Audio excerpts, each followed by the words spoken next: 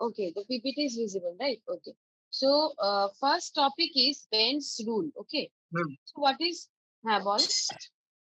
Actually, ma'am আমার request ma'am যে PPT গুলো লাইক হচ্ছে আপনি যে নোটস গুলো দিচ্ছেন can you kindly share those PDFs? Yes, I have shared those. I have actually shared the two PPT and one PDF from the last class to the host of this meeting, like to the academy, and I think they will send it to you. Okay, and if you can ask them, I will be sending these materials to them, and then you can get this from the academy. Okay. Oh, thank you, ma'am. Okay.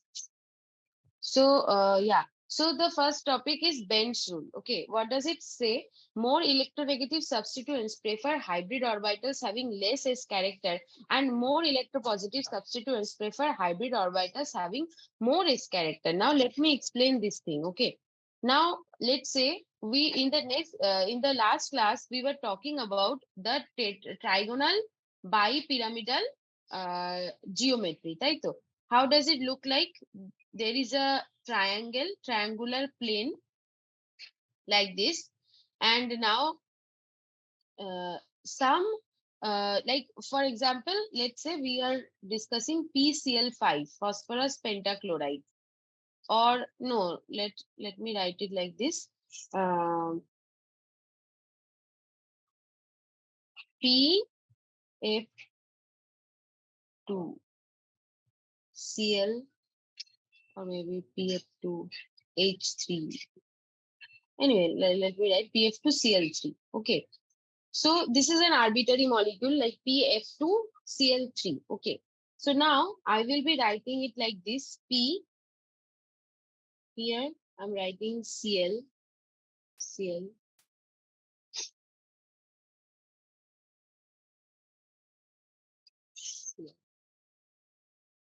And here I'm writing the two fluorine atoms. Okay.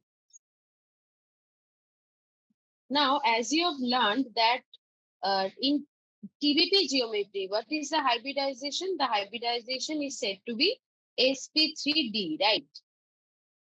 But Yes.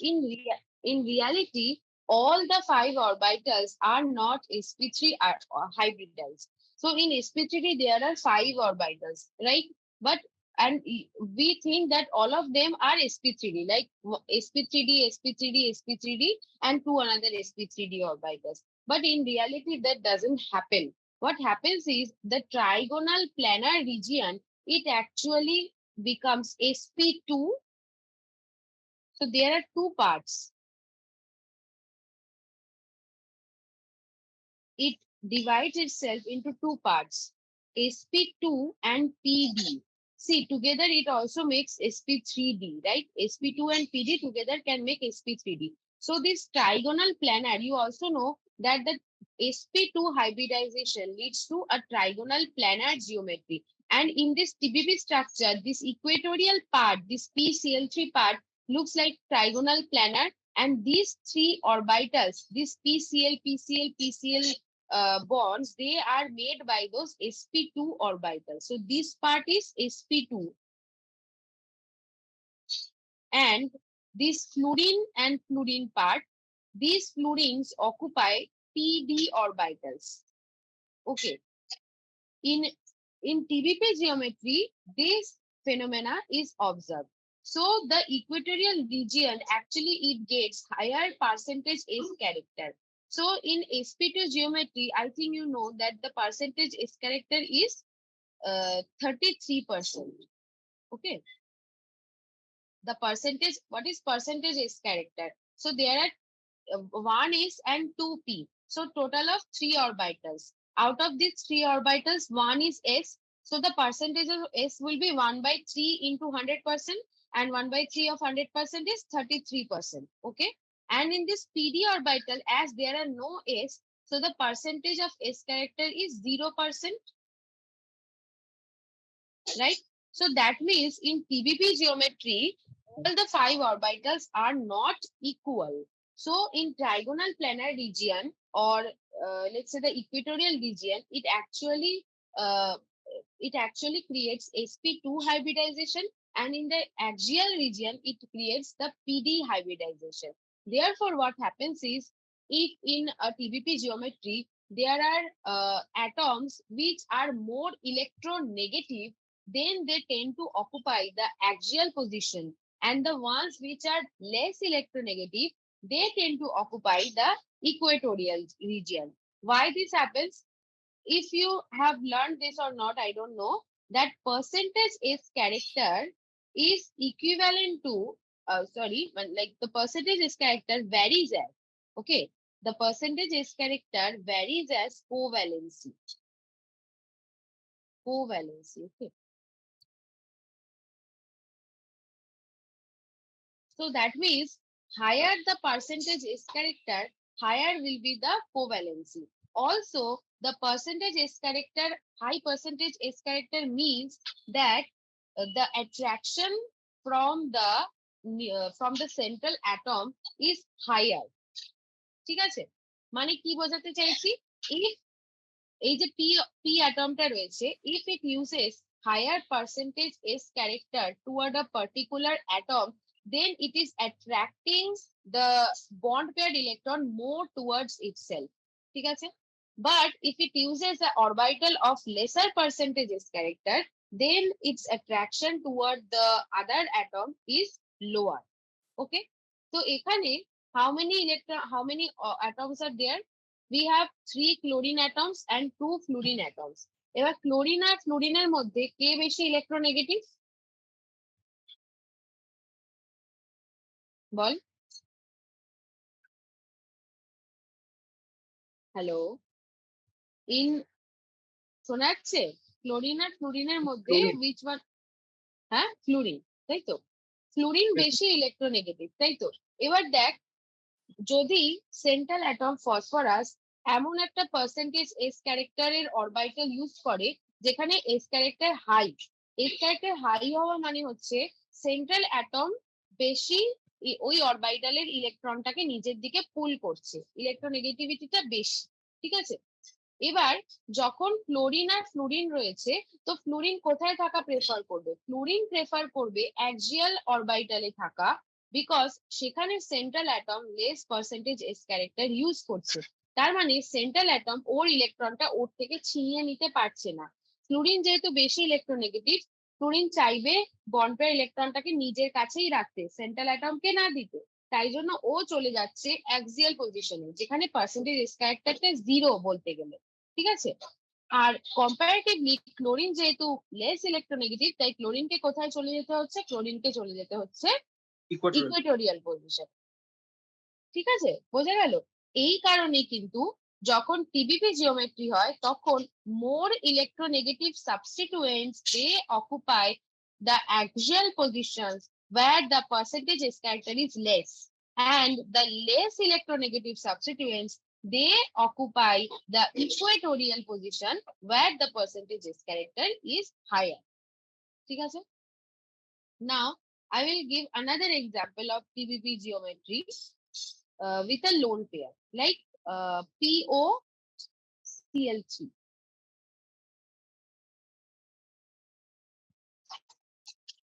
This bends rule. Huh? This is Benz rule. Yeah, Benz rule states that more electronegative substituents prefer hybrid orbitals having less character, less S character. Okay.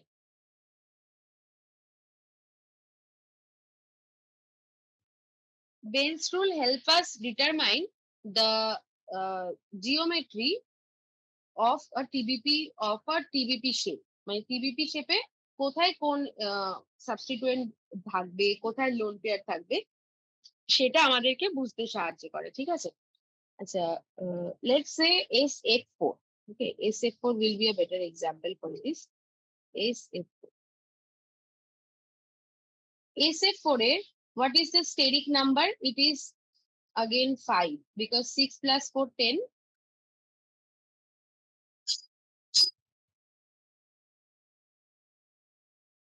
So this is 5 and sp3d, but there are 4 bond pair and 1 lone pair, তাই তো? 4 bond pair plus 1 lone pair. Okay. So let us draw the structures. S. So where will the lone pair be placed? In the last class, I discussed that the lone pair will be placed in the equatorial position. Now you know the reason. Lone pair কি হয়? Lone pair is two electrons over the central atom, তাই তো? এবার on this side, see on this side there is nothing, right? On the other end of the lone pair, there are no atoms holding on to the electron cloud. So the lone pair is like a balloon. Suppose it is like a balloon which is floating away, okay? Or you can consider it like a cloud which is expanding, okay?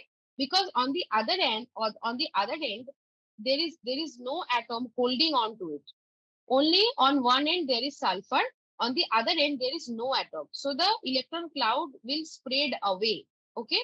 So sulfur thinks that it will place the lone pair in the equatorial position where the percentage S character is higher, because then only it can hold on to the lone pair a little bit more tightly, okay? But যদি sulphur এটাকে axial পজিশনে রাখতো loan পেয়ারটাকে, তাহলে কি হতো? Axial পজিশনে কোনো S ক্যারেক্টারই নেই, সেখানে জিরো এস ক্যারেক্টার। তার মানে সেন্ট্রাল অ্যাটমের ওই লোন পেয়ারের প্রতি কোনো অ্যাট্রাকশনই নেই। তাহলে লোন পেয়ারটা আরো ছড়িয়ে ছিটিয়ে যেত, ক্লাউডটা পুরো ডিসপার্স হয়ে যেত, ঠিক আছে? তাহলে শেপটা বাজে হয়ে যেত, স্টেবল স্ট্রাকচার ফর্ম হতে পারতো না। সেই জন্য সালফার কি করছে, লোন পেয়ারটাকে বসাচ্ছে ইকুইটোরিয়াল পজিশনে, যেখানে পার্সেন্টেজ এস ক্যারেক্টারটা হাই হচ্ছে। তার ফলে সালফার লোন পেয়ারটাকে অ্যাট্রাক্ট করে একটা নির্দিষ্ট জায়গার মধ্যে ধরে রাখতে পারছে। বোঝা গেল কথাটা?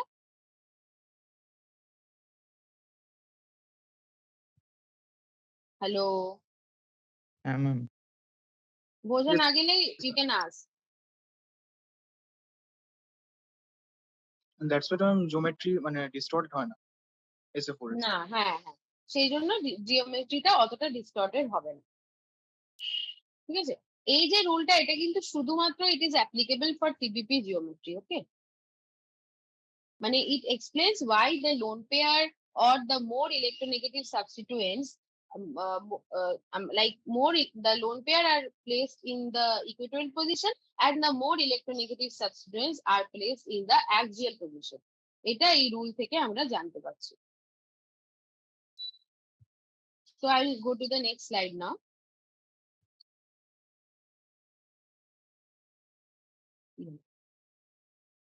Okay. This is the same thing written in another way. The central atom projects the hybrid orbital of greater p character towards the more ionic bond and of greater h character towards the more covalent bond. যেমন আমি last এক্সাম্পলটাই বললাম, there was pf and pcl bond. More ionic কখন হয়? Higher the electronegativity difference, more will be the ionic character of a particular bond. যেমন PRF and PRCl এর মধ্যে where the electronegativity difference is higher, it is higher between P and F. So the PF bond is more ionic, and that is why it is placed in the axial position where the P character is greater. Whereas PCl bond is more covalent in nature, therefore it will be placed in the equatorial part where the S character is higher. Because I also stated first that percentage S character is directly proportional to covalency. Next, these topics I have already discussed in the last class: ionization energy, electron affinity. Now there is factors which affect the electron affinity. So these are some factors: effective nuclear charge. Higher the effective nuclear charge, higher will be the electron affinity. Atomic size: with increasing atomic size, electron affinity decreases. Next is spinning effect. The increasing spinning effect will also decrease electron affinity, right? Because if the spinning effect is higher, effective nuclear charge will be lower, and therefore the electron affinity will be lower. And then there is obviously stability of half-filled and full-filled orbitals. Next is electronegativity, and these are the factors. First is effective nuclear charge, second is atomic radius, you already know this. Next is oxidation state. So electronegativity increases with an increase in the oxidation state. So you have Fe3 plus, Fe2 plus and Fe Which one will have the highest electronegativity? Fe3 plus. Because see, it is very simple to understand. If it is already in the plus state, so that means it has already lost some electrons. So therefore, it will have higher affinity to the rest of the electrons. তাই না? মানে let's say you have let's say you have lost your purse. Okay, so now you will be more careful towards your money. So similarly, in Fe, neutral Fe and Fe3 plus, what is the difference? In neutral Fe, all the electrons are there, but in Fe3 plus, it has already lost 3 electrons. So it is more attracted towards the towards the rest of the electrons. Therefore, it will have higher electron affinity. So it is, electronegativity. So always remember that a cationic species is more electronegative than its neutral atom. And finally, the fourth one is hybridization state. This thing I already just discussed in the Benz rule part, that higher the percentage S character, higher will be the electron negativity. Now there are sp, sp2 and sp3 hybridization. In sp hybridization, the percentage S character is 50%. Okay. In sp2, it is 33%. And finally, in sp3, it is 25%. Okay. 25. Yes. So higher the S character, higher will be the electronegativity. So that means sp hybridization will have highest electronegativity. So if you have to compare between acetylene, ethylene, and methane, then which carbon will have the highest electronegativity? Acetylene, ethylene, and ethane. Acetylene, after that ethylene. Yes. This is your answer, right? Or did you ask me? No, actually, I asked. I actually didn't get the question. That's why. Oh, the question is that you have a molecule acetylene. So first tell me, what is the hybridization of carbon in acetylene? CH triple bond CH.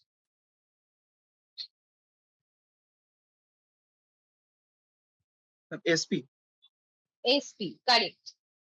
So because there is triple bond means carbon has sp hybridization. Then ethylene is CH2 double bond CH2. So carbon hybridization is sp2, right? Yes, ma'am. SP2. And in methane, it is sp3. So as I've already told you that higher percentage is higher electronegativity. So obviously, in acetylene, because the carbon is sp hybridized, so that one will be the most electronegative.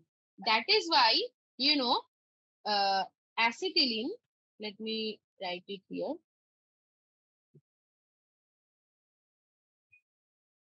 This is the structure of acetylene, right? CH triple bond CH, right? And this is the structure of ethylene. H2C double bond CH. Okay. Here the carbon is sp hybridized, and in here the carbon is sp2 hybridized. So obviously, sp hybridization means more electronegative.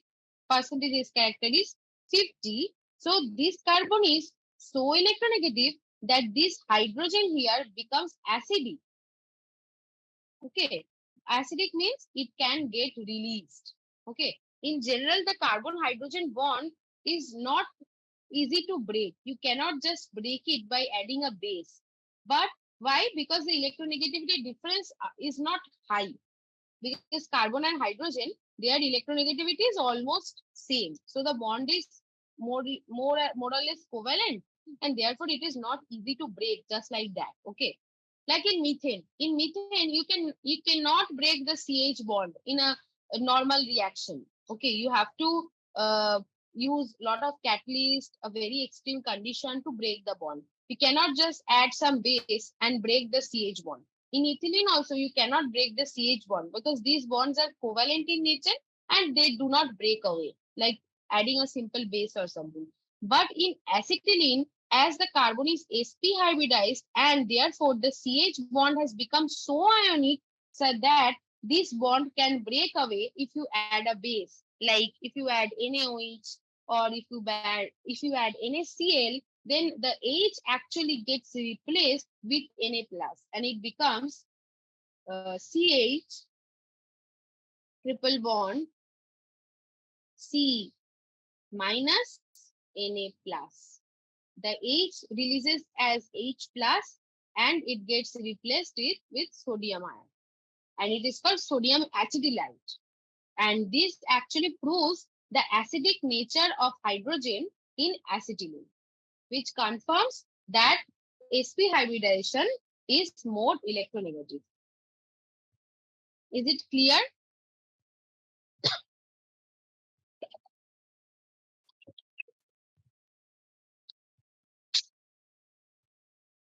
Is it clear or you can ask me if you have any question, you can ask me. Ma'am, I actually have a question regarding that in Benz rule. There is you told that it is applicable only for the compounds which showing or exhibiting TBB geometry. And why not, ma'am, the other geometry or shapes of the compounds which where Benz rule is not applicable? Yeah, so see, in other geometry, it is not really that much into question, you can say. Because in because in like in octahedral geometry, you may like we actually thought that we are actually explaining the consequence. What we see that in octahedral geometry, the symmetry is more predominant. The symmetry factor is more predominant. Okay. In that case, also the preference over axial plane and equatorial plane could have been there, but the symmetry is more predominant in that case. Therefore, the Benz rule does not get applied in octahedral geometry. Okay, and in the tetrahedral or let's say the trigonal planar, they are a symmetrical structure. So all the other bonds, they are equivalent. Okay, they look the same. But in case of TBP geometry, it was found that the bond length in the equatorial position and the bond length in the axial position was different.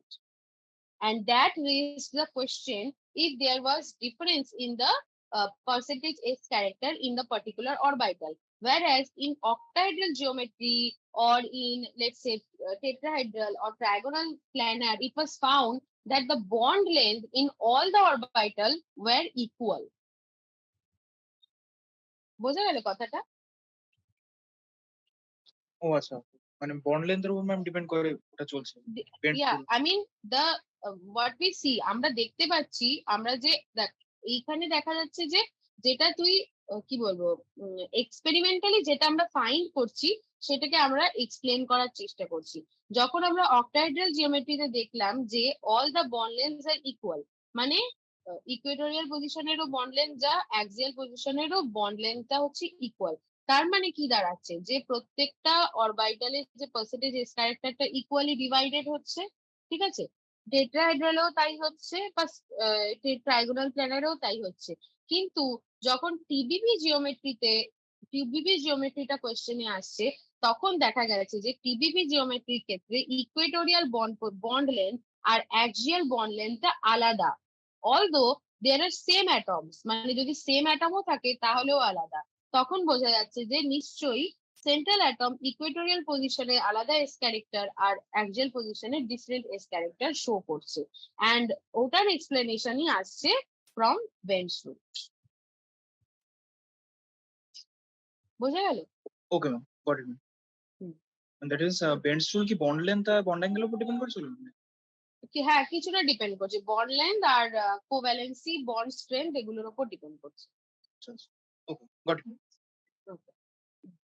So that was all about electronegativity. Now, another important topic is there, যেখান থেকে কিছু questions আসে, that is Pauling scale of electronegativity. Okay, so some numerical, sometimes it comes from this part, or one time a question was like, explain Pauling scale of electronegativity or something like that. So what is the gist of it? Pauling হচ্ছে প্রথম scientist who gave us a numerical value of electronegativity. ঠিক আছে, যেমন উনি মানে Linnaeus Pauling, he actually arbitrarily stated a value of 4 for electronegativity for fluorine. বলেছিল যে ফ্লুরিনের electronegativity হচ্ছে 4. ঠিক আছে, তেমন ভাবে পরে ক্যালকুলেট করা হয়েছে। ক্লোরিনের ইলেকট্রোনেগেটিভিটি 3.5 এন্ড হাইড্রোজেনের হচ্ছে 2.2 এন্ড সো অন। ঠিক আছে, তো এখানে কনসেপ্টটা কি, কনসেপ্টটা বোঝার চেষ্টা কর। একটা বন্ড, লেটস সে একটা বন্ড আছে between between A and B, এই যে এখানে যেটা লিখেছি, এই যে এ এ আর বি বি, এই দুটো মলিকিউল কম্বাইন করে তৈরি করছে এ বি মলিকিউল। এই A B মলিকিউলে A B bond, এই বন্ডটা কি কখনো 100% কোভ্যালেন্ট হতে পারে, এটা হচ্ছে কোয়েশ্চেন। ঠিক আছে, তো পলিং বলছে no bond is ever 100% covalent or 100% ionic. ঠিক আছে, মানে even if there is a covalent interaction between two combining atoms, that bond can never be 100% covalent. ঠিক আছে, because there is electronegativity difference between those two combining atoms. আর যদি electronegativity difference থাকে, তার মানে it will give rise to a certain percentage of ionic character in that bond. Okay, and I hope you know that ionic bonds are stronger than covalent bonds. Okay, so if a bond is strong, then the bond energy will be, if the bond is stronger, then the bond energy will be what? High or low?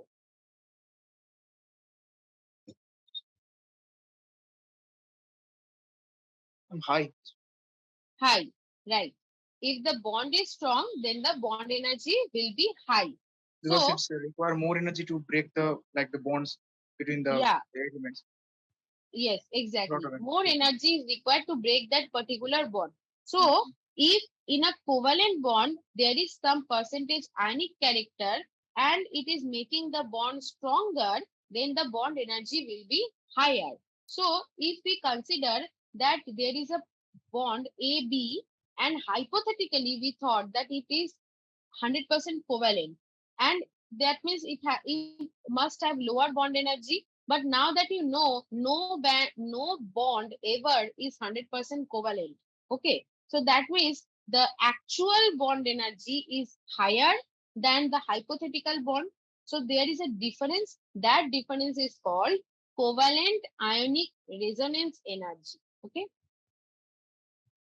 that bond is that difference, this is called covalent ionic resonance energy, which is denoted with delta. Okay, so delta is EAB, that is the actual bond energy, minus EAB, which is the hypothetical bond energy if the bond were to be 100% covalent. Okay, and the formula is chi A minus chi B. The X, this is called chi. So chi means electronegativity.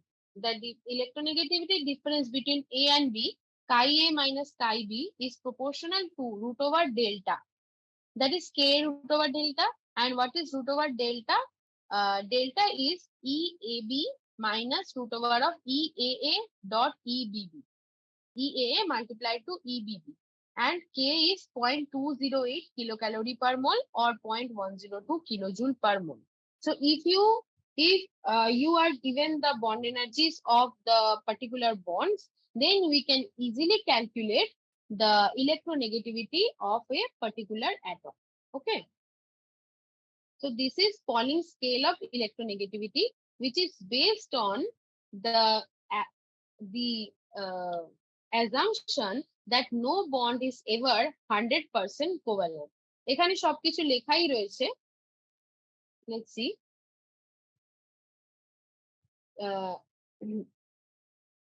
Pauling stated that if there is ionic character in a heteronuclear bond due to different electronegativity of the two atoms, then the bond is shorter and bond strength is higher.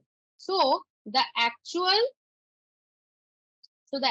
bond energy of AB is always greater than that of a hypothetical 100% covalent bond. So the difference is the measure of covalent ionic resonance energy, which is delta equal to EAB minus EAB 100% covalent, and then there is the formula. So this is the formula of Pauling scale of electronegativity. There are other scales like Mulliken scale.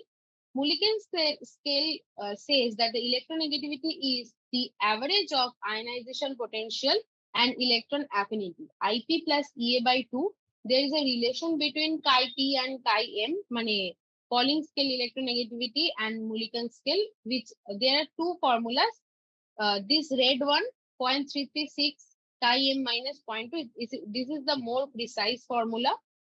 And there is another scale which is called the Alfred-Rochow scale, which states that chi AR or chi Alfred-Rochow is 0.359 Z effective by R square. And the relation between Pauling and Alfred-Rochow scale is this, chi Alfred-Rochow plus 0.744. That will give you the value of Pauling scale electronegativity. So these were actually the different types of electronegativity scales which are there. So now there is this numerical which we will be solving. Okay.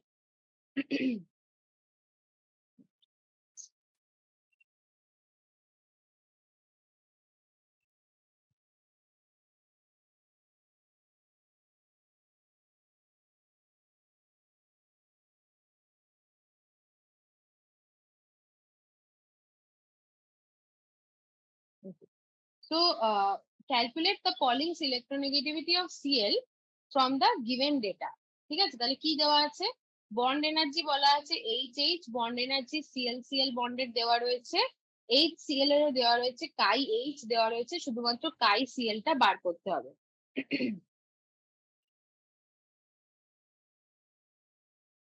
Is everybody following?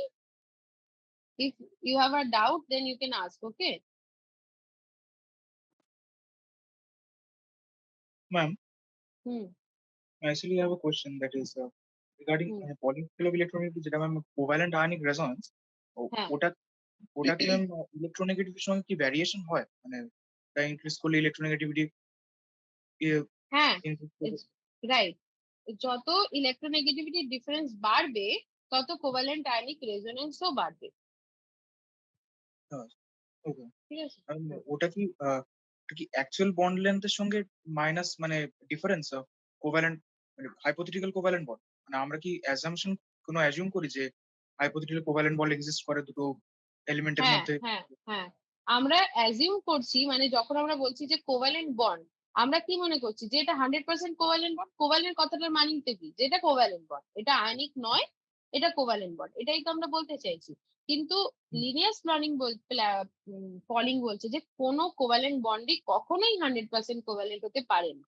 ঠিক আছে, মানে যদি সেটা না দুটো same অ্যাটমের মধ্যে হয়ে থাকে, যেমন CL বা HH বন্ড, এটা তো অবভিয়াসলি 100% কোভ্যালেন্ট হবেই, তাই না? কারণ এখানে তো দুটো অ্যাটমই সেম, তার মানে এদের মধ্যে কোনো ইলেকট্রোনেগেটিভিটি ডিফারেন্স নেই। কিন্তু যদি এটা হেটেরোনিউক্লিয়ার অ্যাটম হয়, যেমন যেমন ফর এক্সাম্পল ধর HCl বা ধর OH বা CH, এইগুলোর ক্ষেত্রে বলছি, তাহলে কিছুটা হলো ইলেকট্রোনেগেটিভিটি ডিফারেন্স থাকবে। আর যদি একটুও ইলেকট্রোনেগেটিভিটি ডিফারেন্স থাকে, তাহলে এই বন্ডটা আর পুরোপুরি কোভ্যালেন্ট না থেকে কিছুটা হলো আয়নিক ক্যারেক্টার তার মধ্যে চলে আসবে। ঠিক আছে, আর যেই আয়নিক ক্যারেক্টার চলে আসবে তাহলে বন্ড স্ট্রেংথ হাই হয়ে যাবে।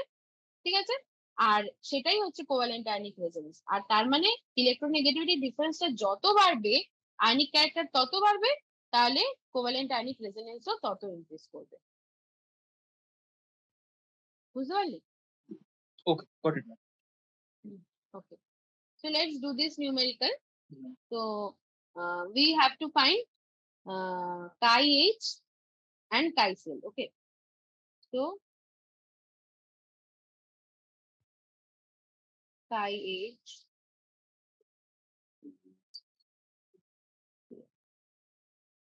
আমরা এটা H minus Cl লিখলাম, এটা Cl minus H ও লিখতে পারি। নেগেটিভে ভ্যালুটা যদি আসে তাহলে we will just take the mod value. So now that formula is K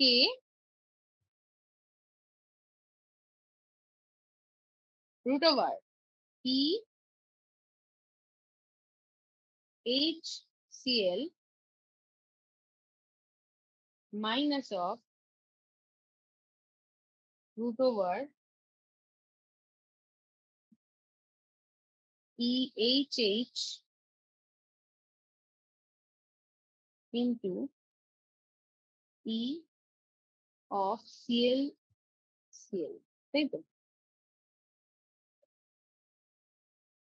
This is the formula.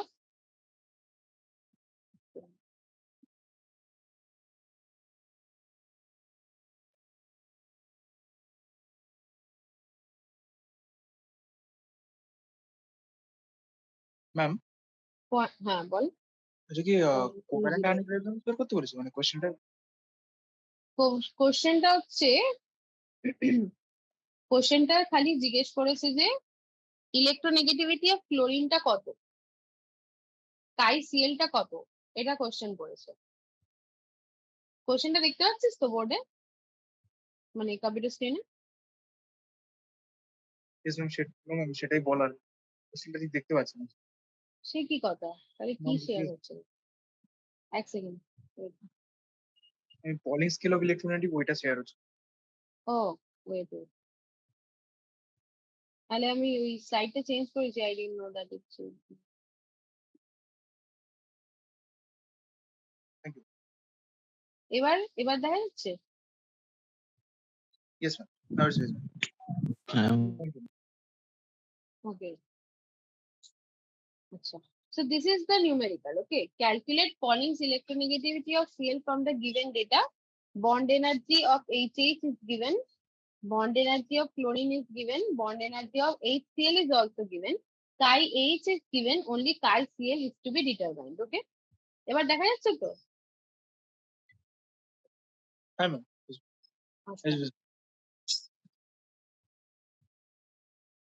Okay. So let's write.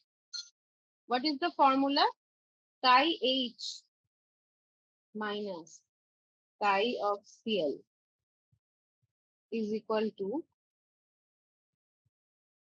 K into root over EHCl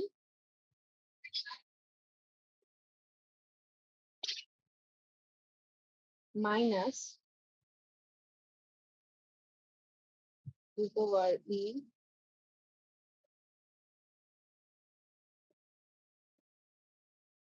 HH into EClCl. That was the formula in Pauling scale. যে EAB minus root over EAA into EBB. এটা ছিল ফর্মুলাতে। তো এবার value গুলো বসাতে হবে। 2.1 minus chi Cl is equal to K এর value আগের ওই স্লাইডে বলা ছিল, K এর ভ্যালু হবে 0.208 কিলো ক্যালোরি পার মোল ছিল, তো 0.208 root over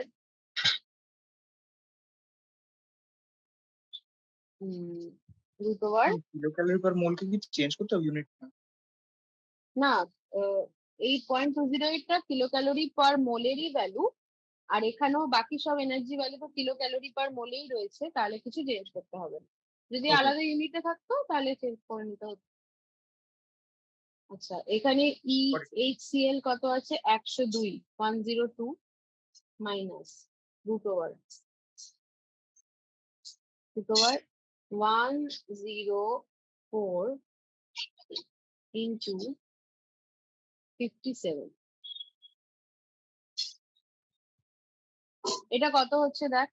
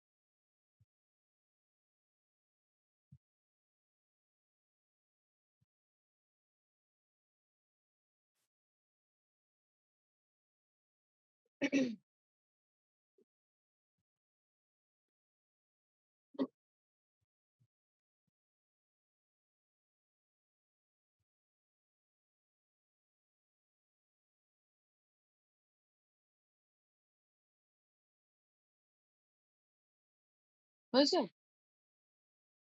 এটা না অ্যাকচুয়ালি ম্যাম করছি ম্যাডাম। হ্যাঁ হ্যাঁ, এইটা অ্যাকচুয়ালি ভুল লেখা হয়েছে, এটা কাই সিএল মাইনাস এইচ লিখতে হতো, যেহেতু এটা হাইয়ার তো। ইয়েস ম্যাম, ওটাই বলতে চাচ্ছি। হুম, সিএল মাইনাস এইচ, হ্যাঁ, কাই সিএল মাইনাস। এইটা সিএলটা তো বেশি হবে, তাই জন্য এটা সিএলটাই আগে লেখা উচিত, নাহলে ভ্যালুটাই ভুল আসবে। কাই সিএল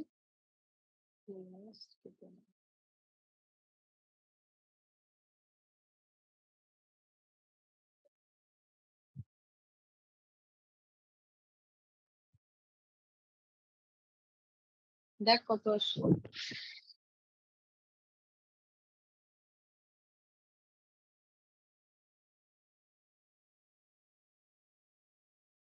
3.14 ম্যাম। ইয়েস, 3.14। এটা 2.1 প্লাস এটা 1.04 আছে, তাই তো?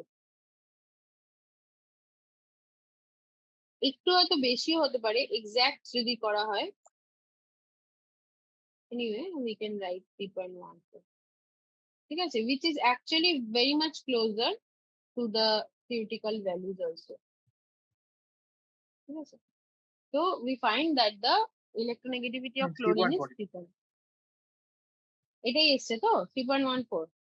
ইয়েস ম্যাম, তাই আছে। আচ্ছা আচ্ছা, ঠিক আছে, তাহলে বুঝতে পারলি কি করে বার করতে হয়। এইরকম যদি নিউমেরিক্যাল দেয়, এরকম দিতে পারে, মানে এরকম আছে, তাহলে এভাবে ফর্মুলায় পুট করে জাস্ট বার করতে হবে। বেসিক্যালি পলিং স্কেল থেকেই কোশ্চেন আসে। এটা কি লেখা হয়ে গেছে বাকিদের? হ্যাঁ ম্যাম। ইয়েস ম্যাম, ডান। ক্লিয়ার করছি।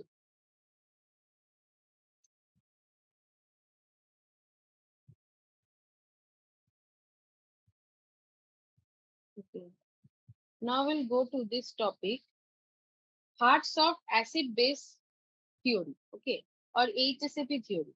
এটা থেকেও একবার কোয়েশ্চেন এসেছিল সেমিস্টারে। সেটা হচ্ছে যে ওই যে একটা শর্ট নোটস পার্ট থাকে না নিচে, ওরকম একটা শর্ট নোট পার্টে কোয়েশ্চেন এসেছিল যে write a note on hard soft acid base theory, এরকম একটা এসেছিল। তো what is hard soft acid base theory? Okay, তো basically a cation or an anion. Okay, a cation you can classify it as either a hard acid or a soft acid, and an anion you can call it either a soft base or a hard base. Why acid or base? Cation, it has positive charge, right? So it will be accepting electron. So that is basically a Lewis acid.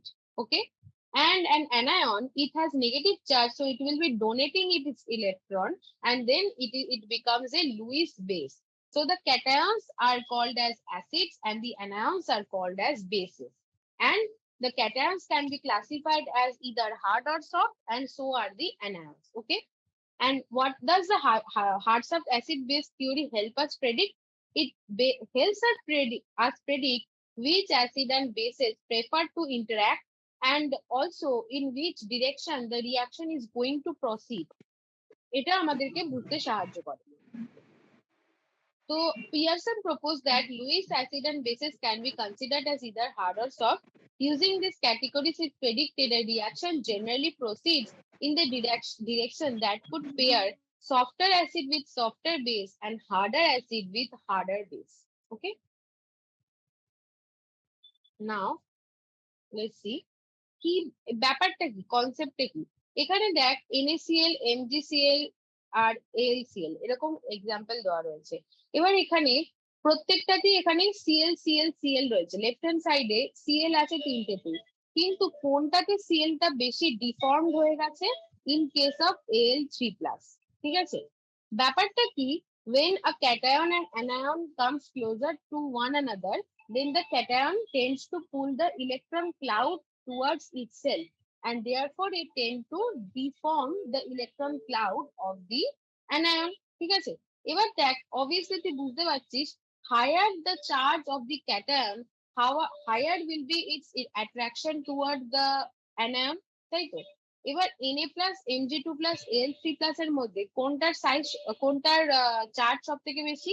Al3+ এর।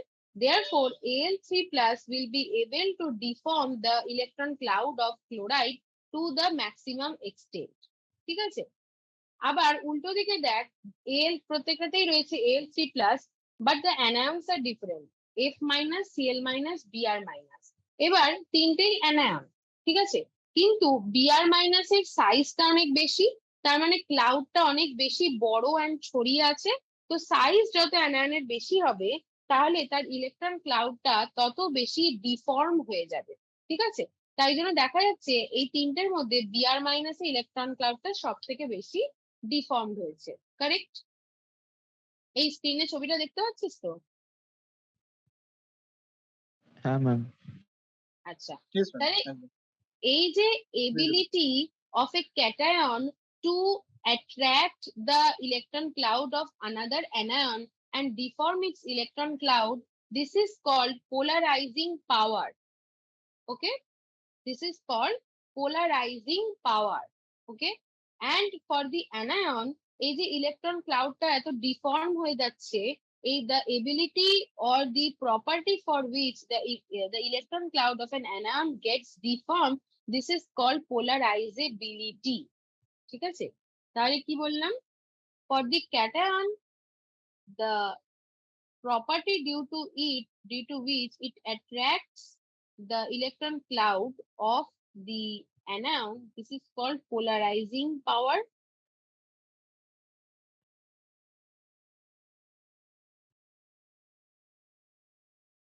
Polarizing power, and the ability of an anion to get deformed, this is called polarizability.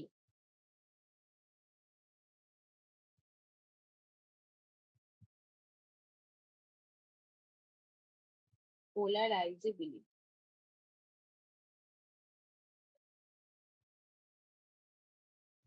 ওকে, তাহলে কি বোঝা যাচ্ছে এখান থেকে? Polarising পাওয়ার কখন বেশি হবে?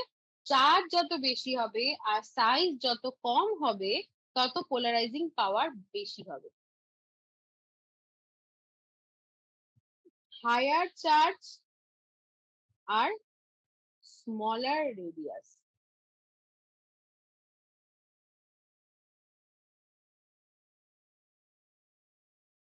হায়ার চার্জ স্মলার রেডিয়াস, আর এর ক্ষেত্রে লার্জার রেডিয়াস, এই মেইন ফ্যাক্টর, মানে লার্জার সাইজ। ওটা পোলারাইজেবিলিটি, লার্জার সাইজ। হ্যাঁ, পোলারাইজেবিলিটি। Larger the size, greater is the polarizability of any ion. কারণ যত সাইজ বড় হবে তত electron cloud is more deformed and it will get delocalized, so that means polarizability is higher.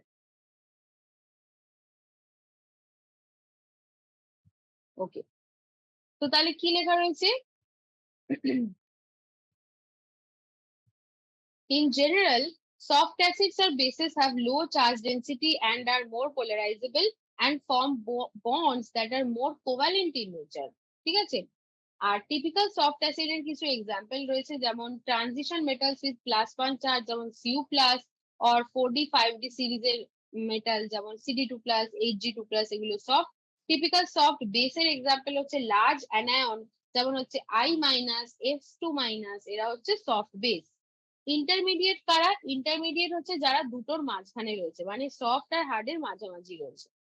এখানে example গুলো আমি সব লিস্ট করেছি, এগুলো দেখলেই বুঝতে পারবি, এগুলো আমি একটা একটা করে দেখাচ্ছি। দেখ, Luis acid, hard acid, H+, H plus কেন hard? Because H, you know that it is very small atom. That is why it will be a hard acid. Similarly, Li plus, Na plus, K plus, this will be hard acid. ঠিক আছে? Mg2 plus, Ca2 plus, Al3 plus, তারপরে এখানে আছে Fe3 plus. এবার এখানে এক্সাম্পলটা দেখ।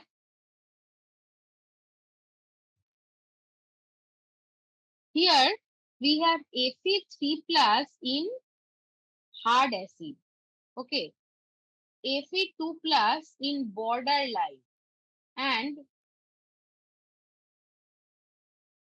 এখানে আমি লিখিনি Fe plus যদি হয়, যদি Fe plus state is not that stable, but it will be considered as soft acid. Okay.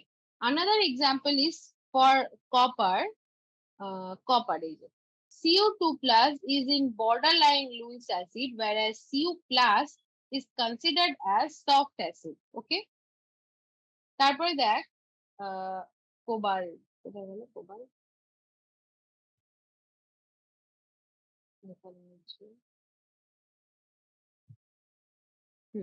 ওকে, তো এখানে যেমন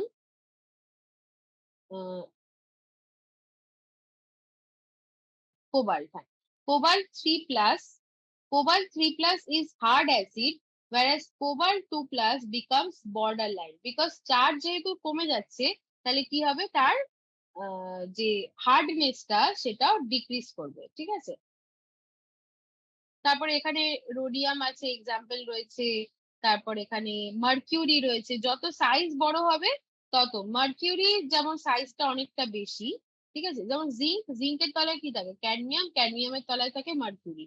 তাহলে যত সাইজ বাড়ছে তত কিন্তু সফটনেসটা ইনক্রিজ করছে। ঠিক আছে, এই যে ক্যাডমিয়াম, মার্কিউরি, এদের যেহেতু সাইজ বড় তাই জন্য সফটনেস বেশি। তাহলে আমরা এখান থেকে কি দেখতে পাচ্ছি, cations which have greater charge and smaller radius, they are hard acids, and cations which have lesser charge and bigger radius, they are called soft acid. Okay. Now next part, bases, hard and soft base. So H2O, H2O is why it is a hard base, because here oxygen is the one which acts as the base, আর অক্সিজেনের যেহেতু মানে oxygen যেহেতু electronegative আর loan পেয়ারটা donate করতে পারে easily, তাহলে এটা এখানে হার্ড বেস হিসেবে কনসিডার হচ্ছে, আর সাইজও স্মল।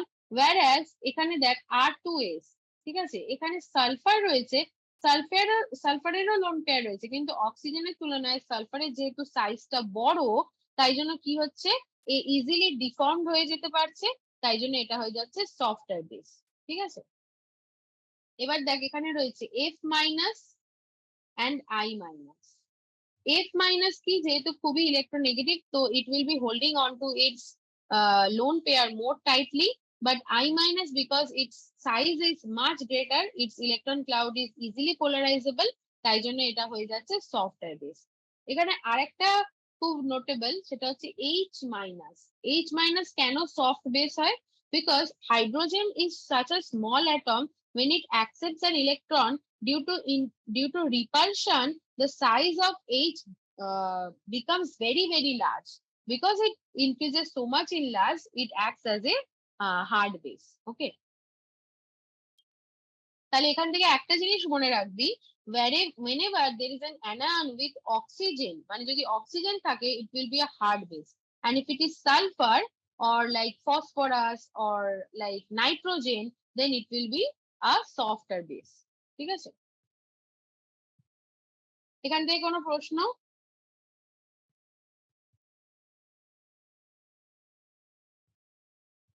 হ্যালো ম্যাম, একটা কোশ্চেন আছে, বল। যেগুলো বর্ডার লাইনে আছে, দেখবেন between hard acids and hard soft acids or bases, সেগুলো কি তার মানে ma'am lower ionic energy, I mean lower ionic radius?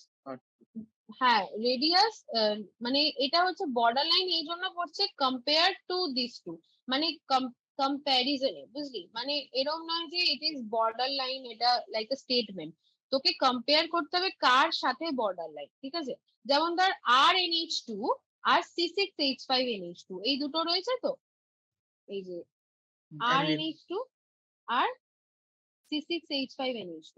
এবার RNH2 কেন মানে হার্ড বেস? কারণ এখানে নাইট্রোজেনের লোন পেয়ারটা পুরোপুরি অ্যাভেলেবেল রয়েছে, ঠিক আছে, এর ওপর।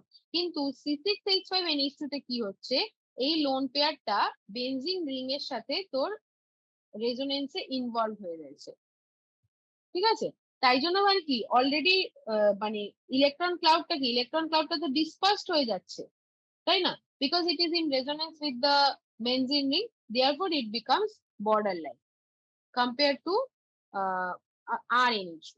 মানে যখনই এটা borderline বলা হচ্ছে, it is getting compared to a harder base or a softer base, তাদের কম্পারিজনে হার্ড না সফট। বুঝতে পারলি কথাটা?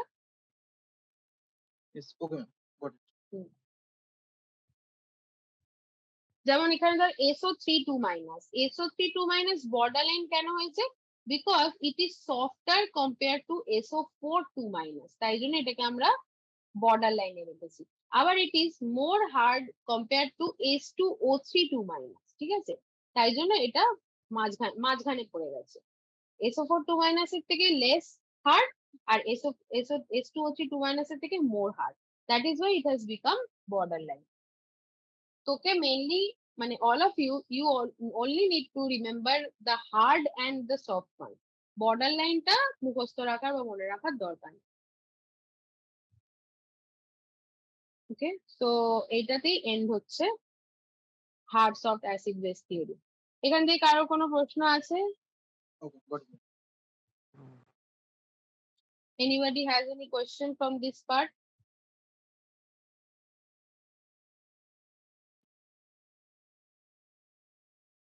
বল।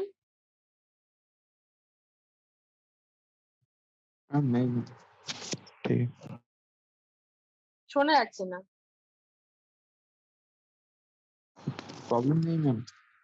নেই, তাই তো, ঠিক আছে। ম্যাম, হ্যাঁ, পোলারাইজিং পাওয়ার আর পোলারাইজিং ওটা কি পজেন্স রুলস এর আন্ডারে পড়ছে? হ্যাঁ কিছুটা পড়ছে বলতে পারিস। মানে ফেজান্স রুল অ্যাকচুয়ালি কোভ্যালেন্সির জন্য মানে ইউজ হয়, তাই তো। মানে ফেজান্স রুল অ্যাকচুয়ালি বলে যে কোভ্যালেন্সি কতটা থাকবে কোনো একটা পার্টিকুলার বন্ডের মধ্যে, যেটা অ্যাকচুয়ালি মানে ফেজান্স রুলসে কি বলে যে higher the ionic potential higher will be the covalency, যেটা হচ্ছে cationic charge by cationic radius. আর এখানেও তুই একই কথা বলছিস যে যত ক্যাটায়নিক চার্জ বেশি হবে আর রেডিয়াস ছোট হবে তত পোলারাইজিং পাওয়ার বেশি হবে, ঠিক আছে। বাট ফেজান্স রুলে ওরম ভাবে কোনো লুইস বেসের ব্যাপারে এটা অ্যাপ্লিকেবল নয়। আর এই হার্টস অফ অ্যাসিড বেস থিওরিটা বোথ অ্যাসিড আর বেসের জন্য অ্যাপ্লিকেবল, দুটোর জন্যই অ্যাপ্লিকেবল।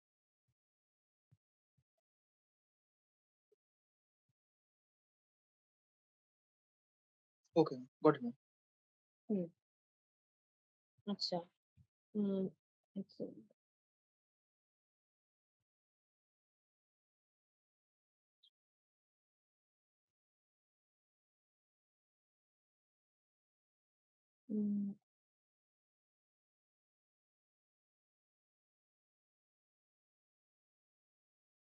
ম্যাম, তো হ্যাঁ বল। ম্যাম অ্যাকচুয়ালি ওই নিউমেরিক্যাল স্কেল, মোলিকেন স্কেল আর অ্যাডপস চাও স্কেল ওখান থেকে কি আসে না, জাস্ট পলিং স্কেল থেকেই আসে ইলেকট্রোনেগেটিভিটি? না, হ্যাঁ মেইনলি পলিং স্কেল থেকেই এসছে। আর মুলিকেন স্কেল থেকে আসলে ধর ম্যাক্সিমাম আসতে পারে যে ধর এইরকম একটা কোয়েশ্চেন আসতে পারে। এটা দেখতে পাচ্ছিস স্ক্রিনে? Yes ma'am. হ্যাঁ, এই কোয়েশ্চেনটা লিখে রাখ, এটা খুবই ইজি একটা কোয়েশ্চেন। মানে দেখতে তো আছিস, খালি আইপি প্লাস ইএ করে ডিভাইডেড বাই 2 করে দিলেই তোর মুলিকেন স্কেলের ভ্যালু পেয়ে যাবি। আর পলিং স্কেলে কনভার্ট করতে গেলে এই যে আগের একটা পিপিটিতে ফর্মুলাটা বললাম ওটা দিয়ে করতে হবে। এই পিপিটি গুলো আমি সেন্ড করে দেবো, ওখানে ফর্মুলাতে কনভার্ট করে দিয়ে দেবো।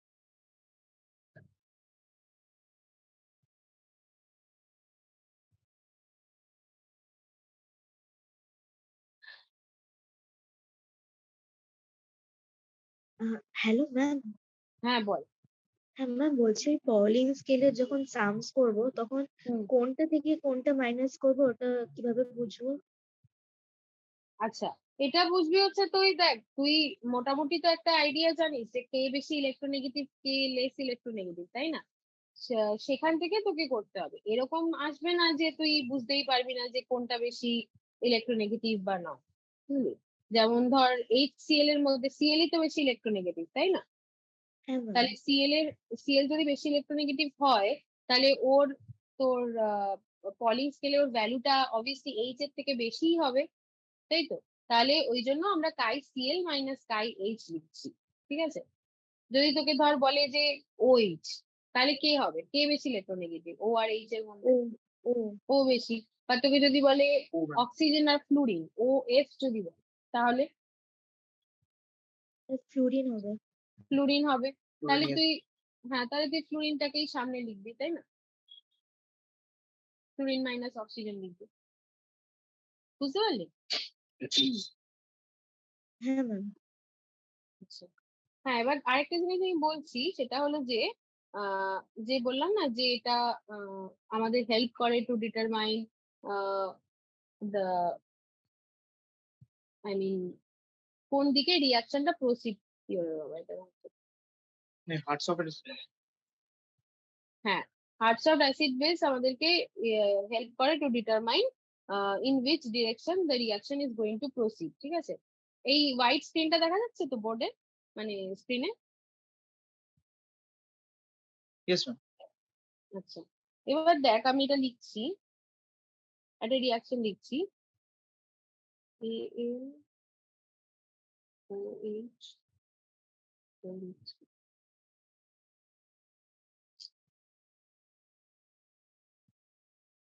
LOH whole 3 plus CuI2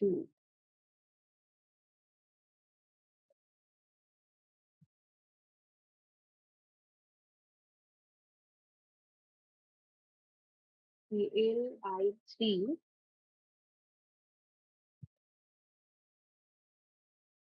plus CuOH whole 2। তাহলে এটা কি, এটা এক ধরনের double displacement type of reaction. এবার তোকে প্রেডিক্ট করতে হবে using hertz-of acid base theory যে রিয়াকশনটা কোন দিকে প্রসিড করবে, রিয়াকশনটা কি ফরওয়ার্ডে প্রসিড করবে না ব্যাকওয়ার্ডে প্রসিড করবে। তার জন্য তোকে কি করতে হবে, প্রত্যেকটা অ্যাটম হার্ড না সফট সেটা তোকে জানতে হবে, ঠিক আছে? তাহলে তুই বল, এখানে অ্যালুমিনিয়াম আছে, কপার আছে, OH আছে, আয়োডিন আছে, তাহলে কোনটা হার্ড কোনটা সফট?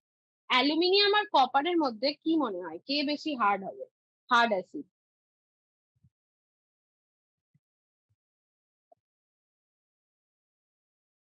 যার চার্জ বেশি আর যার সাইজ ছোট সে হবে হার্ড অ্যাসিড, তাই তো? তাহলে অ্যালুমিনিয়াম আর কপারের মধ্যে কে হবে হার্ড অ্যাসিড?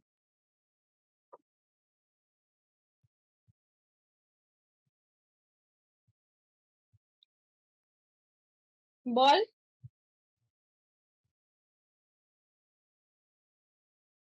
কি রে, স্ক্রিনের রিয়াকশনটা দেখতে পাচ্ছিস তো? Aluminium will be hard acid. হ্যাঁ, ঠিক তো, অ্যালুমিনিয়াম হবে হার্ড, তাহলে কপারটা হয়ে গেল সফট। এখানে আমরা লিখে দিচ্ছি হার্ড সফট, এভাবে মাথায় মাথায় লিখে ফেল, ঠিক আছে? এবার বল OH আর আই, মানে OH মানে OH মাইনাস আর I মাইনাস, এটার মধ্যে কে হবে সফট কে হবে hard?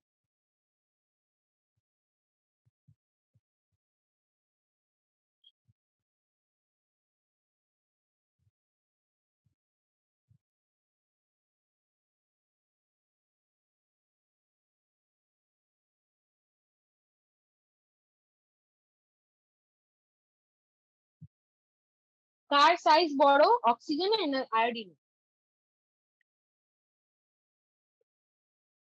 Iodine hard acid. Acid নয়, এটা তো বেস।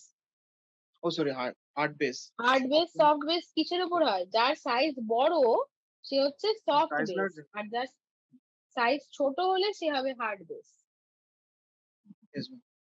আচ্ছা, চার্জলেস। চার্জটা এখানে ম্যাটার করছে না, ঠিক আছে? চার্জ তো দুজনেরই একই, ও মাইনাস এটাও তো I মাইনাস, তাই না? সাইজ যার বড়, দেখ অ্যানায়নের ক্ষেত্রে সাইজ যার যত বড় হবে তার ইলেকট্রন কাউন্ট তত বেশি পোলারাইজেবল হবে, সে তত সফট হবে, তাহলে বল I মাইনাস আর O মাইনাস এর মধ্যে কে কার সাইজ বড়? I minus. I মাইনাস, তাহলে I মাইনাসই তো সফট হবে, তাই না? Soft base. সফট বেস হবে, এটা সফট সফট। তাহলে ওইচটা হয়ে গেল হার্ড হার্ড। ঠিক আছে, এবার আমরা এটা প্রেডিক্ট করে ফেললাম যে কোনটা কি হবে। এবার HSAB প্রিন্সিপাল কি বলছে? Hard hard combination, hard hard soft soft combination is always more favour. ঠিক আছে, তাহলে রিয়াকশনটা কোন দিকে প্রসিড করবে বল?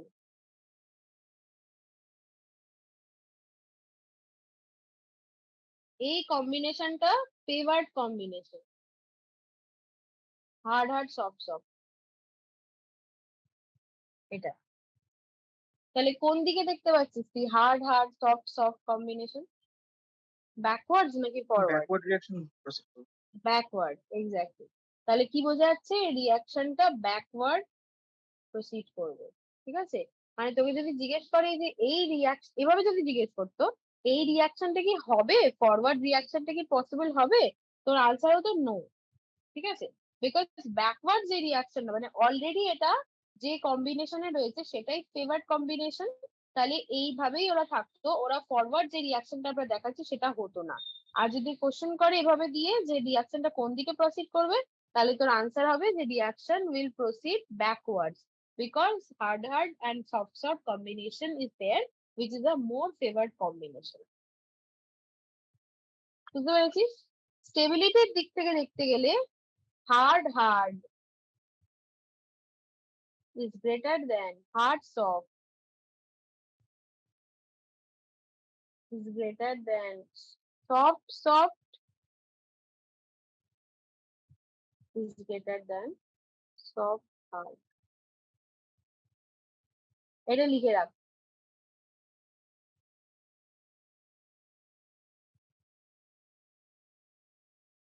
ম্যাম, হুম এটা এখানে আমার কোয়েশ্চেন আছে, দ্যাট ইজ মানে যেটা অ্যানায়নের দুটোর চার্জ মানে সাপোজ সেম যদি হয় হুম কোনো রিয়াকশনে, অ্যানায়নের ক্ষেত্রে হুম মানে পোলারাইজেবিলিটি হয়, তো ওখানে আমি কোনটা কি করে বুঝবো যে সফট বেস কোনটা?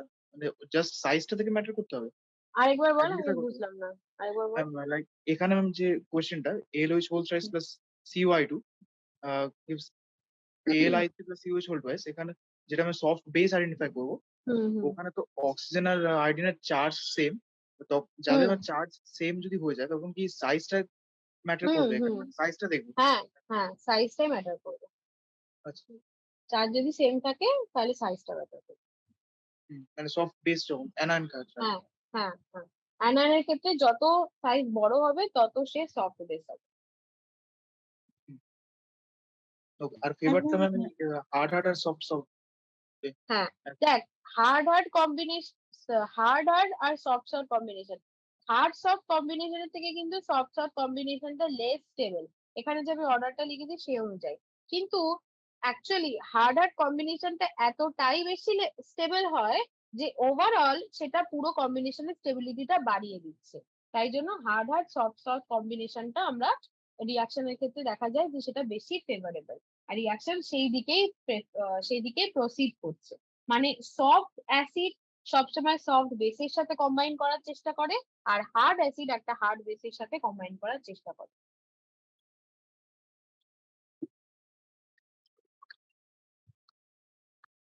ম্যাম, অ্যানোয়নের যদি চার্জ ডিফারেন্ট থাকতো তাহলে ওটা কিভাবে দেখতাম? ওটা অ্যাকচুয়ালি ডিপেন্ড করছে, দেখ ওরকম তোর কাছে কখনো আসবে না যে তুই আহ, পুরো কনফিউজ হয়ে যাচ্ছিস যে চার্জ বেশি আবার সাইজ কম, সাইজ কম চার্জ বেশি, এরকম হবে না। তোর কাছে এরকমই কম্প্যারিজন আসবে যেগুলোর যে কোনো একটা ফ্যাক্টর কনস্ট্যান্ট। মানে তুই ধর দেখলি এরকম যে দুটোরই সাইজ সেম বাট চার্জ আলাদা, তখন তুই অবভিয়াসলি বুঝতে পারছিস যে চার্জ যার বেশি সেটা ইজিলি পোলারাইজেবল হবে, তাই তো? কিন্তু অ্যাকচুয়ালি কি হয়, বেসের ক্ষেত্রে চার্জটা একটা ফ্যাক্টর করে না। বেসের ক্ষেত্রে তুই দেখবি বেশিরভাগই, আমি তোকে এখান থেকে দেখাচ্ছি,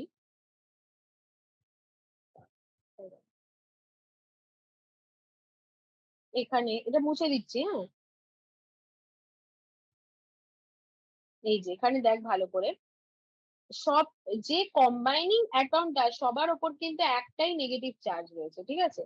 এই ধর F মাইনাস ও মাইনাস, হ্যাঁ, এই যে CH3COO মাইনাস, হ্যাঁ, এই যে PO4 3 মাইনাস তুই দেখছিস, কিন্তু অ্যাকচুয়ালি তো একটা অক্সিজেনই কম্বাইন করবে, তাই না?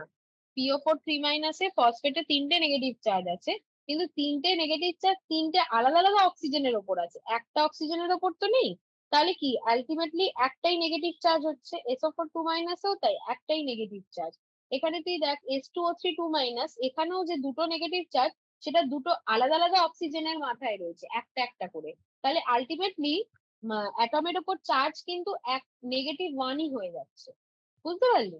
কিন্তু যদি তাও ফর মানে অ্যাজাম্পশন সেক যদি আমাকে জিজ্ঞেস করে যে ও মাইনাস আর O2 মাইনাসের মধ্যে কে বেশি সফট হবে, তাহলে অবভিয়াসলি O2 মাইনাস হবে, ঠিক আছে? হ্যাঁ ম্যাম। আচ্ছা, এখান থেকে আর কোনো প্রশ্ন আছে কি কারণ?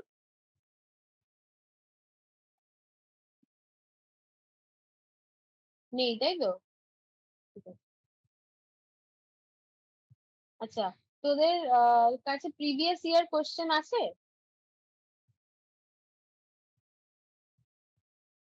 যদি থাকে তাহলে নিশ্চয়ই আছে আশা করছি। যদি থাকে তাহলে ওখান থেকে একটুখানি দেখে নিবি, যদি কোনো ডাউট থাকে আমাকে। হ্যাঁ, অর্গানাইজারটাই তো প্রিভিয়াস ইয়ার কোশ্চেন আছে তো? ইয়েস ম্যাম, আছে। সেখানে আমার কাছে ওদের লেটেস্টটা নেই।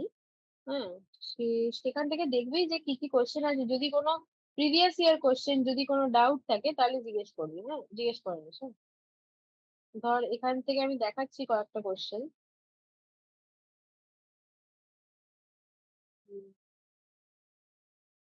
এটা দেখতে পাচ্ছিস? কি দেখতে Yes, ma'am. পাচ্ছিস বলতো? মাল্টিপল চয়েস কোশ্চেন, তাই তো?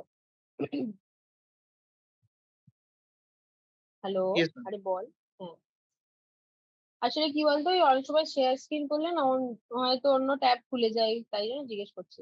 তাহলে এখানে নো, ফার্স্ট ইটস ওকে। কোশ্চেনটা কি আছে, কি লেখা বল? What is the hybridisation of HCF4, তাই তো? কি হবে?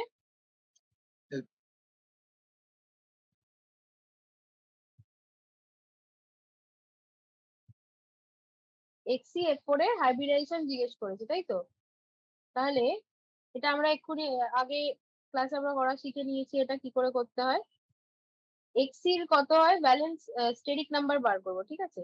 Xc এর ব্যালেন্স ইলেকট্রন কত বল? 8, 8 প্লাস কত হবে? 4. হাইব্রিডেশন sp3 হ্যাঁ হাইব্রিডেশন। হ্যাঁ হ্যাঁ হ্যাঁ, তাহলে হয়ে যাচ্ছে 6 মানে এটা হয়ে যাবে sp3d2। দেখতে পাচ্ছি এটাই আনসার। এই অর্গানাইজারে কিন্তু অনেক সময় ভুলভাল আনসার দেওয়া থাকে, হ্যাঁ, ওগুলো একটু দেখে নিতে হবে। আচ্ছা, এখানে ঠিকই আছে, এটা sp3d2। আমি খালি এই যেগুলো ইয়ে কোশ্চেন ওগুলো দেখছি, ইয়ার এর কোশ্চেন। হ্যাঁ, এগুলো সব মডেল কোশ্চেন দেওয়া রয়েছে। এই যেমন দেখ এই কোশ্চেনটা, এটা আমি তোদেরকে বলেছিলাম যে স্লেটার রুল থেকে অনেক সময় কোশ্চেন আসে। দেখ, calculate the effective nuclear charge of 4s electron of iron with the help of Slater's rule. এটা আমি আগের দিন এরকম একটা কোশ্চেন ডিসকাস করেছিলাম। প্রথমে সবকটাকে ব্র্যাকেটে ব্র্যাকেটে লিখেছে, তারপরে দেখ 4s ইলেকট্রন, তাহলে 4s অরবিটালে দুটো আছে, তাহলে একটাকে নেওয়া হবে 1 × 0.35 প্লাস তার আগের n-1 শেলে কটা আছে টোটাল 6 + 8 14, 3 শেলে আর কি 6 + 8 14টা ইলেকট্রন, তাহলে 14 × 0.85 প্লাস ফাইনালি 8 + 2 10, তাহলে 10 × 1 করে বেরোলো 22.25, ঠিক আছে? তাহলে এবার z স্টার হচ্ছে z - সিগমা করে 3.75 হলো। বোঝা গেছে তো? এটা তো আগের দিন ডিসকাস হয়েছে, আশা করি এটা মনে আছে তোদের। Yes ma'am. আর ওই টেবিলটা কি ম্যাম দরকার আছে? না না, টেবিলটা তো বললাম, টেবিলটা কখনোই লিখতে হবে না, খালি ভ্যালুটা মনে রাখলেই হবে। ও আচ্ছা। দেখ এই কোশ্চেনটা আবার এসছে, আজকে এটা পড়ানো হলো। Define Pauling scale of electronegativity. খালি এখানে এই এতই 1932 করে কোনো লেখার দরকার নেই, যেভাবে দেখবি আমার নোটসে লেখা রয়েছে ওভাবে লিখলেই হবে। এভাবে ফর্মুলাটা লেখা হয়েছে এখানে। তারপর ধর এখানে একটা ফ্যাজান রুল থেকে কোশ্চেন আছে, ঠিক আছে? Between BCl2 and BaCl2, which one has more melting point and why? এটা ফ্যাজানস রুল থেকে কোশ্চেন আছে। তো ফ্যাজান রুলে কি বলে, আয়নিক পোটেনশিয়াল হচ্ছে charge of an ion by radius of an ion. আর আয়নিক পোটেনশিয়াল যত বেশি হবে তত কোভ্যালেন্ট ক্যারেক্টার বেশি হবে। আর তোরা নিশ্চয়ই জানিস যে কোভ্যালেন্ট ক্যারেক্টার যত বেশি হবে তত হচ্ছে মেল্টিং পয়েন্ট লো হয়, কারণ কোভ্যালেন্ট কম্পাউন্ডের মেল্টিং পয়েন্ট, বয়লিং পয়েন্ট সবই লো হয়, আর আয়নিক কম্পাউন্ডের ক্ষেত্রে মেল্টিং পয়েন্ট, বয়লিং পয়েন্ট দুটোই হাই হয়। তাহলে দেখ এখানে কি রয়েছে কোশ্চেনে, একটা হচ্ছে বেরিলিয়াম আর একটা হচ্ছে বেরিয়াম। তো তোরা নিশ্চয়ই জানিস দুজনেরই চার্জ এখানে কত হচ্ছে 2+, এটাও 2+। এবার বেরিলিয়াম আর বেরিয়ামের মধ্যে কার সাইজ বড় বল?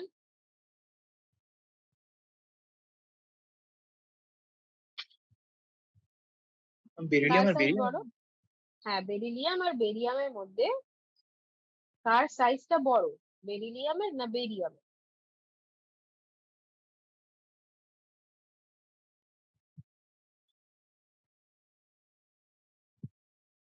আরে এটা তো জানাই উচিত, এটা বলতে পারছিস না?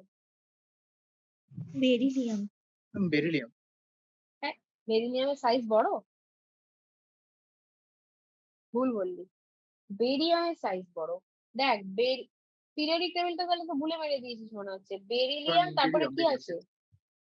বেরিলিয়ামের নিচে কি আছে? ম্যাগনেসিয়াম, তারপরে ক্যালসিয়াম, তারপর স্ট্রনসিয়াম, তারপরে আসে বেরিয়াম।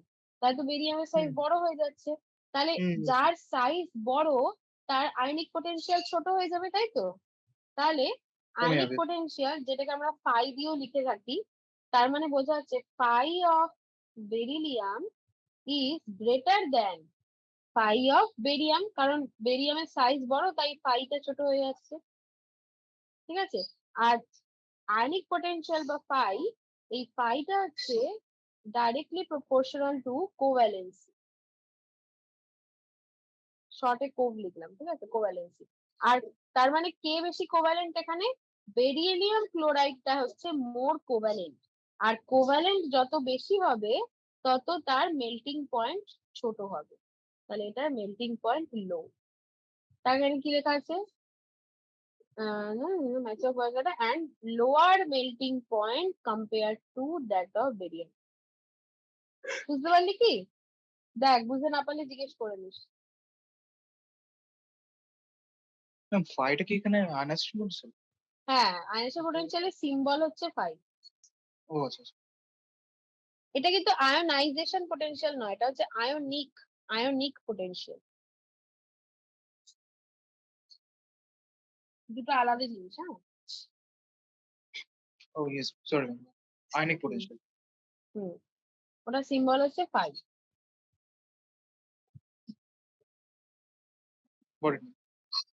আচ্ছা, নেক্সট কোশ্চেনে দিয়েছে show the hybridization and calculate the CFSE। আচ্ছা, এইটার কিন্তু পিরিয়ডিক প্রপার্টি চ্যাপ্টারের মধ্যে পড়ছে না, তাও এখানে কোশ্চেনটা ঢুকিয়ে দিয়েছে। হাইব্রিডাইজেশনটা তো এমনি বার করা যাবে, এগুলো আমি পরে যখন অ্যাটমিক স্ট্রাকচার পড়াবো তখন ডিসকাস করবো, কারণ এটা এই চ্যাপ্টারের মধ্যে পড়ছে না। আচ্ছা, এই কোশ্চেনটা দেখ, write notes on hearts of acid base. এটা 2018-তে এসেছিল, আবার 2019-এও মনে হয় এসেছিল, মানে 19 বা 20-তে। আচ্ছা, হার্টস অফ অ্যাসিড বেসের উপর এখানে লিখতে বলেছে, এখানে এক্সাম্পল দিতে বলেছে। দেখ এটা আমি ক্লাসে ডিসকাস করেছি। ফ্যাজান্স রুলের ব্যাপারে এখানে লিখেছে small charge less negative ion, এখান থেকে দেখে নিবি। আচ্ছা, এখানে কি আছে? ইলেকট্রোনেগেটিভিটি আর ইলেকট্রন অ্যাফিনিটির মধ্যে difference, explain the acidity of silicon halides. ঠিক আছে, হয়ে গেল এটা। Explain the acidity order of silicon halide as given by SiF4, SiCl4, SiBF4, SiN4। আচ্ছা,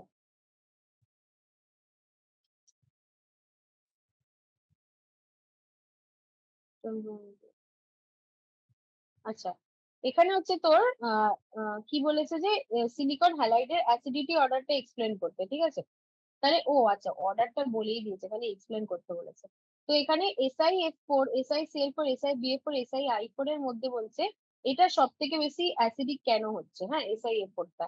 তো এখানে অ্যাসিডিটি কি কি বেসিক্যালি লুইস অ্যাসিডিটি। এখানে সিলিকনের যে ভেকেন্ট 3D অরবিটালটা রয়েছে না, সেখানে একটা লুইস বেসের থেকে লোন পেয়ার অ্যাকসেপ্ট করতে পারে, ঠিক আছে?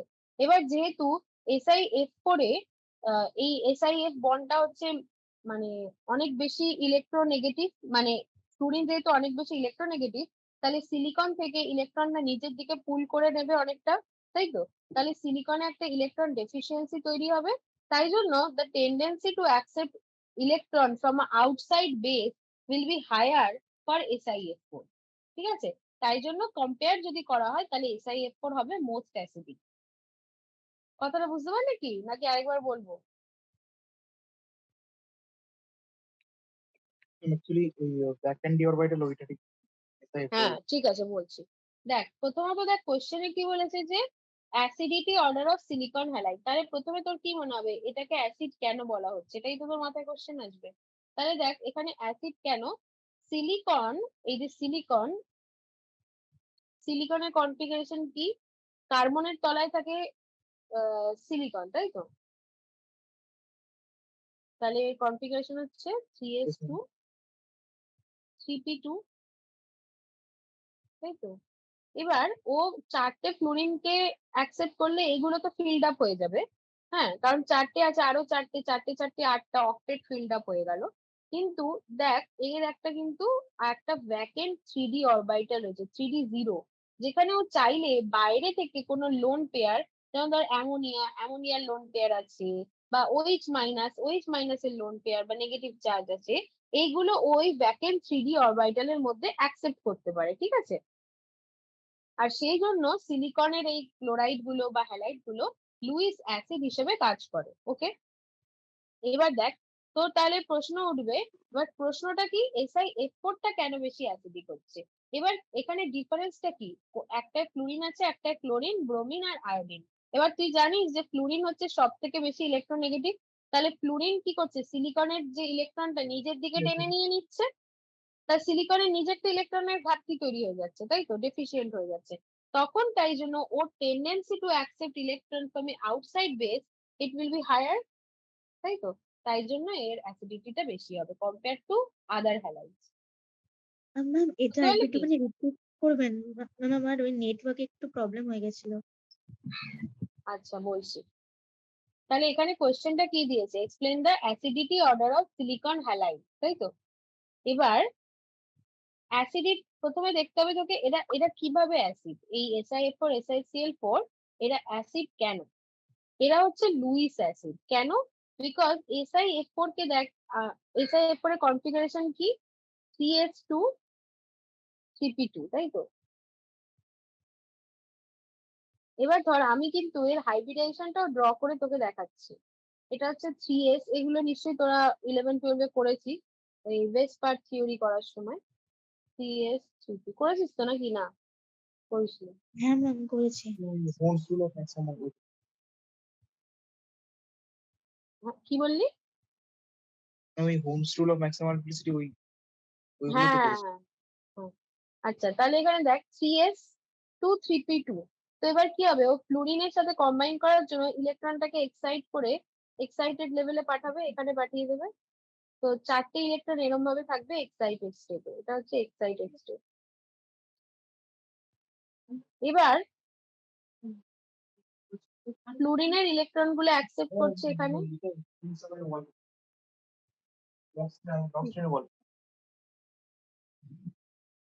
ফ্লুরিনের ইলেকট্রন গুলো অ্যাকসেপ্ট করলো, ঠিক আছে? তাহলে দেখি 4টে অরবিটালই কিন্তু ফুললি অকুপাইড হয়ে গেছে। কিন্তু মাথায় রাখতে হবে এখানে একটা ভেকেন্ট 3D অরবিটাল রয়েছে সিলিকনে, যেটা কার্বনের নেই, কিন্তু সিলিকনের কিন্তু এই ভেকেন্ট 3D অরবিটালটা রয়েছে। সেখানেও চাইলে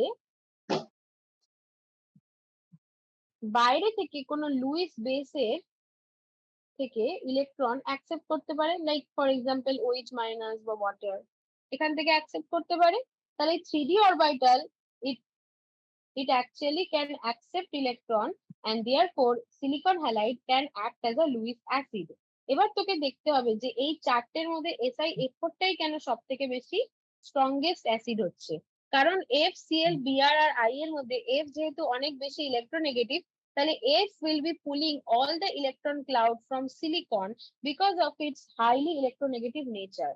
So silicon in turn will become electron deficient and it will be more attracted to an outside Lewis base. তাই জন্য এর অ্যাসিডিটিটা হায়ার হবে। বুঝতে পেরেছিস এবার? হ্যাঁ ম্যাম। আজকে অতটা টাইম নেই, তো আমি একটু তাড়াতাড়ি করে এই জায়গাটা থেকে এগিয়ে যাচ্ছি। এখানে এগুলো আছে আইসোমেরিজম পার্ট, এগুলো আবার এর মধ্যে ঢুকিয়ে দিয়েছে, বাট এগুলো অ্যাকচুয়ালি স্টিরিও কেমিস্ট্রিতে আছে। তখন স্টিরিও কেমিস্ট্রি পড়ানো হবে, তখন আমি এটা একবার ডিসকাস করবো। সিএফএসি এগুলো অ্যাকচুয়ালি কম্বাইন করে দিয়েছে কোশ্চেনটা, তাই একসাথে পার্ট কোশ্চেন, তো তাই এই চ্যাপ্টারে ঢুকিয়ে দিয়েছে। দেখ এই কোশ্চেনটা আমি তোদেরকে বলেছিলাম, which of the following has larger size and why, Mg2+ and M3-। ঠিক আছে, এটা এক্সপ্লেন করেছি। এই কোশ্চেনটা দেখ, এটা তোরা সবাই জানিস। State the reason for the presence of only one electron in 4s subshell of chromium. এটা তো বুঝতেই পারছি, এটা হাফ ফিল্ড কনফিগারেশন, এই যে 3d5 হাফ ফিল্ড কনফিগারেশনের জন্য এসে একটা ইলেকট্রন থাকে। আচ্ছা, হ্যাঁ বল। অ্যাকচুয়ালি একটা কোশ্চেন ছিল, দ্যাট ইজ আমাদের তো CA4 সামনে, আর ওখানে আমাদের পুরো MCQ ফরম্যাটই হবে, মানে এক্সামটা অনলাইনে। সো এই অর্গানাইজার কি ফলো করলে ম্যাম হয়ে যাবে? রাইট? এক সেকেন্ড CA4 মানে ওটা যেটা কলেজের হয়, ইন্টারনাল তো? Internal 25 marks. আচ্ছা আচ্ছা আচ্ছা, হ্যাঁ অর্গানাইজার শুধু না, এটা তো দেখ কলেজের টিচাররা তো কোশ্চেনটা করে, তো এটা ডিপেন্ড করছে যে সে কিরকম কোশ্চেন করছে। হ্যাঁ সে এটা অ্যাকচুয়ালি ম্যাকআউট নেবে, মানে এটা ম্যাকআউট ব্যাকআউট থেকে কোশ্চেন নিচ্ছে। আসবে। ইয়েস ও ম্যাম। আচ্ছা আচ্ছা, পুরোপুরি অর্গানাইজার ফলো করলে কিন্তু যে একদম কমন কোশ্চেন আসবে সেটা গ্যারেন্টি করা যায় না। হ্যাঁ, শুধু অর্গানাইজার পড়ে গেলেই হবে বলে আমি বলতে পারবো না। নোটসটা যেগুলো নোটস দিচ্ছে ওটা মোটামুটি দেখে নিস, আর অর্গানাইজারটাও মোটামুটি দেখিস, তাহলে আশা করছি চলে আসবে কমন। পুরোপুরি 100% কিন্তু কমন আসতে পারে না, হয়তো কটা থাকে, 25টা কোশ্চেন থাকে, তাই তো?